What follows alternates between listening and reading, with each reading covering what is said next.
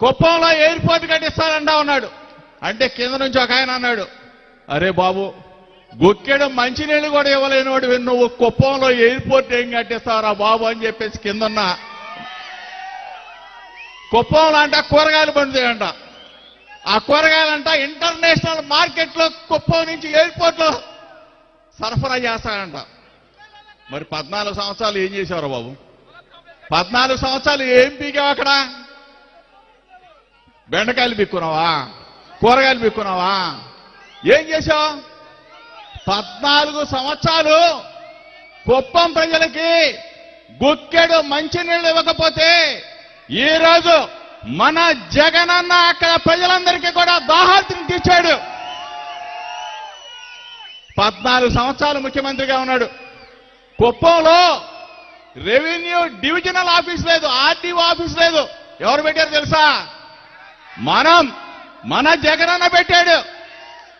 ఇటువంటి వ్యక్తి మళ్ళీ అక్కడికి పోయి కోతలు కోస్తా ఉన్నాడు, సొరకాయలు కోస్తా ఉన్నాడు. కుప్పంలో చంద్రబాబు నాయుడు ఓటమి గ్యారంటీ అని చెప్తా ఉన్నా. కుప్పంలో ఓడిపోబోతా ఉన్నాడు చంద్రబాబు నాయుడు. పొద్దునే చూసే ఒక ఆయన ప్రధానమంత్రికి లేఖ రాశాడు. ఎవరో తెలుసా? పావలా కళ్యాణ్ ప్రధానమంత్రికి లేఖ రాశాడు. ఏదో జరిగిపోయిందంట. ఇళ్ల స్థలాలు ఇస్తే 14 నుంచి 19 దాకా చంద్రబాబు నాయుడు, పవన్ కళ్యాణ్, బీజేపీ 3 కలిసి అధికారాన్ని పంచుకున్న ఈ పావలా కళ్యాణ్ ప్రధానమంత్రి మోడీ గారికి ఒక లేఖ రాశాడు. ఏమన్నా తెలుసా? ఇళ్ల స్థలాల్లోనంట అవినీతి జరిగిందంట, ఇళ్లు కట్టడంలో అవినీతి జరిగిందంట. పవన్ కళ్యాణ్కి చెప్తా ఉన్నాం, నువ్వు 14 విషయాల మీద ప్రధానమంత్రి మోడీ గారికి లేఖ రాశావు. రేపు 11 గంటలకి నువ్వు చెప్పిన ప్రతి విషయం మీద నేను మీడియాతో మాట్లాడతా. వచ్చే దమ్ము ధైర్యం ఉంటే రమ్మని చెప్పి అడుగుతా ఉన్నా. నువ్వు ప్యాకేజీ కోసం లెటర్లు రాస్తావు, చంద్రబాబు నాయుడు దగ్గర డబ్బులు కొట్టేయడానికి లెటర్లు రాస్తావు, సూట్ కేసుల కోసం లెటర్లు రాస్తావు.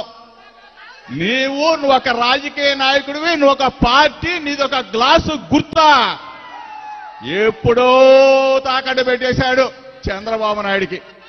ఈరోజు మేము దమ్ముగా చెప్తా ఉన్నాం, ఇక్కడ ఉన్న వాళ్ళంతా బీసీ, ఎస్సీ, ఎస్టీ, మైనార్టీలందరం కూడా ఒక్క చోటకి వచ్చి 175 నియోజకవర్గాల్లో సామాజిక సాధికార యాత్ర చేస్తా ఉన్నాం. మేము మాట్లాడే మాటలకి చంద్రబాబు నాయుడు గాని, పవన్ కళ్యాణ్ గాని ఎప్పుడైనా సరే సామాజిక సాధికార యాత్ర గురించి ఎప్పుడైనా సరే నీ జీవితంలో, నీ నిజ జీవితంలో, నీ 45 సంవత్సరాల రాజకీయ జీవితంలో, నీ 14 సంవత్సరాల ముఖ్యమంత్రిగా ఎప్పుడైనా సరే నీ మంత్రివర్గంలో ఈరోజు దమ్ముగా చెప్తా ఉన్నాం, 75 సంవత్సరాల స్వతంత్ర భారతదేశ చరిత్రలో 28 రాష్ట్రాలుంటే 28 రాష్ట్రాలకి ముఖ్యమంత్రులుంటే సామాజిక న్యాయాన్ని, సామాజిక ధర్మాన్ని పాటించిన ఏకైక ముఖ్యమంత్రి మన జగన్మోహన్ రెడ్డి గారు మాత్రమే. 25 మంది మంత్రులుంటే 17 మంది బీసీ, ఎస్సీ, ఎస్టీ, మైనార్టీ మాకిచ్చి గౌరవించిన జగన్మోహన్ రెడ్డి గారు ఎక్కడా? అసలు దళితుల్లో పుట్టాలని చెప్పేసి అనుకుంటారా అని చెప్పేసి మాట్లాడిన చంద్రబాబు